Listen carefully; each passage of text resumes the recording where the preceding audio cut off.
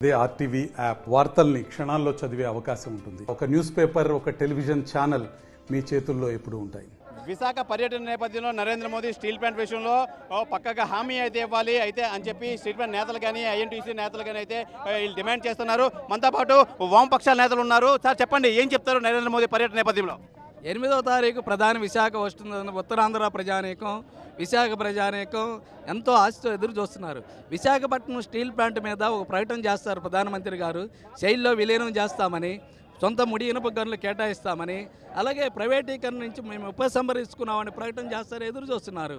మరి ఇప్పుడు దాకా రాష్ట్రంలో ఉండేటటువంటి కూటమి ప్రభుత్వము అటువంటి ప్రకటన చేస్తారనేటువంటిది ఇప్పుడు దాకా తెలియజేయటం లేదు.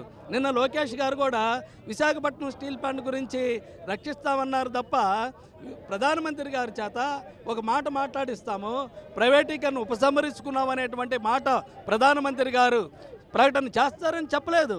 ఎందుకు ఇంత లొంగుబాటని మేము అడుగుతూ ఉన్నాము. కనీసం 18,000 కోట్ల రూపాయలని అడావుడి చేస్తున్నారు 6 నెలల నుంచి. ఆ మాట కూడా మాట్లాడరంట.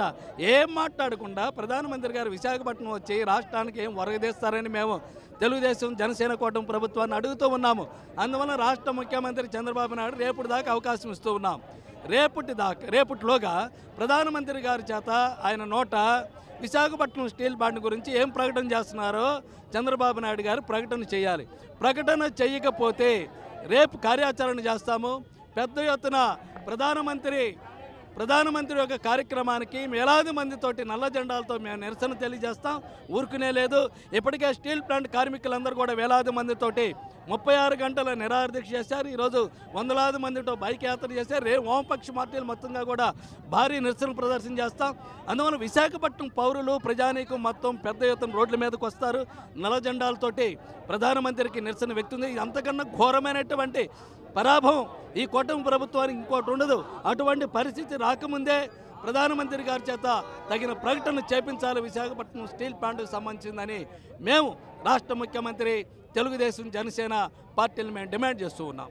సార్, స్టీల్ ప్లాంట్ కార్మికులు నేతలు ఏం చేస్తారు నరేంద్ర మోదీ గారి పర్యటన నేపథ్యంలో? నరేంద్ర మోదీ గారి ప్రకటన సందర్భంగా ఎంతో ఉత్కంఠతో అందరూ ఆసక్తితో ఎదురు చూస్తున్నారు. ఎందుకంటే ఒక పక్క రాష్ట్ర ప్రభుత్వం చెప్తోంది ప్రైవేటీకరణ లేదని, కానీ అక్కడ పరిస్థితులు భిన్నంగా ఉన్నాయి. బ్రహ్మాండమైన ఉత్పత్తి సాగుతుంది, బ్రహ్మాండంగా సేల్ జరుగుతున్నాయి. కానీ కార్మిక వర్గాన్ని నెలల తరబడి జీతాలు ఇవ్వడం లేదు. కర్మాగారంలో అనేక రకాల సేఫ్టీ మెజర్స్ లేకపోవడం వల్ల ప్రమాదాలు జరుగుతున్నాయి. పొల్యూషన్ కంట్రోల్ సరిగా లేదు. ఇవన్నీ ఆలోచన చేసినప్పుడు ఏమనిపిస్తుందంటే ఇది ఎవరికో కుట్ర చేసి ప్రైవేట్ వాళ్ళకి అప్పచెప్పాలో అనిపిస్తుంది. ఎందుకంటే ఈ కంపెనీ మీద 5,000 కోట్ల రూపాయలు మీరు పెట్టుబడి పెడితే 50,000 కోట్ల రూపాయల పైగా ఇచ్చాము. వేలాది ఎకరాలు 23 ఎకరాలు 1,000 ఎకరాల దగ్గర ఎక్వైర్ చేసి వేలాది మంది రైతులు ఇల్లు భూములు త్యాగం చేసిన నిర్వాసులు అయితే వారికి ఇంకా ఉపాధి కల్పించలేదు. ఇటువంటి తరుణంలో ఈ కంపెనీని మరి లాభాల బాటలో ఉన్నట్టు కంపెనీని ప్రైవేట్ పరం చేస్తామని ప్రకటన చేశారు. ఇది 100% గవర్నమెంట్ కేంద్ర ప్రభుత్వం ఆధీనంలో ఉంది. కాబట్టి ప్రధానమంత్రి నరేంద్ర మోడీ గారు స్పష్టమైన ప్రకటన చేయాలి. ఈ కంపెనీకి మైన్స్ లేని కారణంగా అనేక రకాలైనటువంటి ఉత్పత్తి వ్యయం ఎక్కువ అవుతుంది. ఇది అందువల్ల శైలిలో విలీనం చేస్తామనో లేదా అనుకుంటే ఎన్ఎండిసిలో విలీనం చేసి విశాఖ ఉక్కుని కాపాడుతాం. ఈ ఆంధ్రప్రదేశ్ ప్రజల తాలూకా గౌరవాన్ని, ఆత్మ బలిదానాలను కూడా గుర్తుపెట్టుకొని వారి తాలూకా ఆత్మ గౌరవాన్ని కాపాడుతామని చెప్పేటువంటి ప్రకటన చేయాలని చెప్పి డిమాండ్ చేయబోతున్నాం. దీనికి అందరూ చూస్తూ లేకపోతే ఆయన ప్రకటన చేయకపోతే మరింత పెద్ద ఎత్తున ఉద్యమాలు వస్తాయి. దానికి కేంద్ర ప్రభుత్వం పూర్తిగా బాధ్యత వహించాల్సి వస్తుందని హెచ్చరిక చేస్తున్నాం. ప్రధానమంత్రి నరేంద్ర మోడీ గారు వస్తున్న సందర్భంగా రాష్ట్ర ప్రభుత్వం కూడా చెప్తోంది ప్రైవేటీకరణ లేదు. మీరు చెప్పడం కాదు, మీరు ప్రధానమంత్రి గారి చేత ప్రకటన చేయిస్తామని చెప్పేటువంటిది ఒక స్పష్టమైన ప్రకటన మీరు ఇవ్వాలా. మీరు ఎందుకంటే మీరు అందరూ కూటమిలో ఉన్నారు కాబట్టి మీరు ఇమీడియట్గా వారి మీద ఒత్తిడి తీసుకొచ్చి ఇది విశాఖపట్నం స్టీల్ ప్లాంట్ కేవలం ఉత్తరాంధ్ర జిల్లాలకు, ఆంధ్రప్రదేశ్ కాదు భారతదేశానికే ఒక తలమానికం లాంటిది. దీని మీద మీరు 5,000 కోట్ల రూపాయలు పెడితే 50,000 కోట్ల పైగా మేము ఖర్చు పెట్టాము. ఎంతోమంది దేశవ్యాప్తంగా అనేక మందికి ఎంప్లాయ్మెంట్ క్రియేట్ సంస్థ.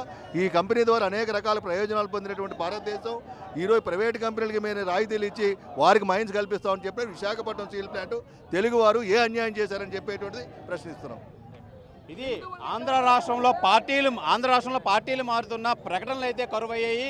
ఎట్టి పరిస్థితుల్లోని నరేంద్ర మోదీ గారు ఈ ప్రైవేటీకరణ నేపథ్యంలో ఒక స్పష్టమైన ప్రకటన ఇవ్వాలని చెప్పి స్టీల్ ప్లాంట్ కార్మికులు కానీ ఐఎన్టీసీ నేతలు కానీ తెలియజేస్తున్నారు. ఎట్టి పరిస్థితుల్లో రాకపోతే మేము నల్ల బ్యాడ్జీలు ధరించి మేము కంపల్సరిగా నరేంద్ర మోదీ సభకైతే వెళ్తాము, మేము నిరసన అయితే తెలియజేస్తామని చెప్పి వీళ్ళైతే తెలియజేస్తున్నారు. కెమెరామెన్ అజయ్తో శివరామకృష్ణ టీవీ, విశాఖ కలెక్టరేట్ ప్రాంగణం నుంచి. మరిన్ని వీడియోస్ కోసం ఛానల్ ని సబ్స్క్రైబ్ చేయండి. లేటెస్ట్ అప్డేట్స్ కోసం వాట్సాప్ ఛానల్ ని ఫాలో చేయండి. అండ్ లింక్ డిస్క్రిప్షన్ లో ఉంది.